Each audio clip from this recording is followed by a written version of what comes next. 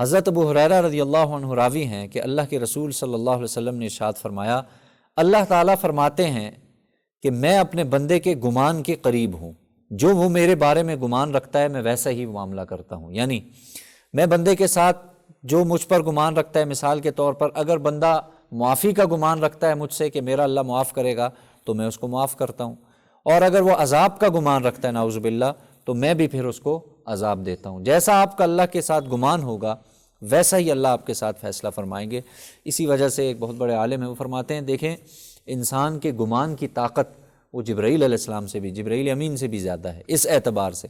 یعنی اتنی زیادہ طاقت ہے انسان کی گمان کی کہ جو گمان کیا اللہ کے ہاں وہی فیصلہ ہو جائے گا۔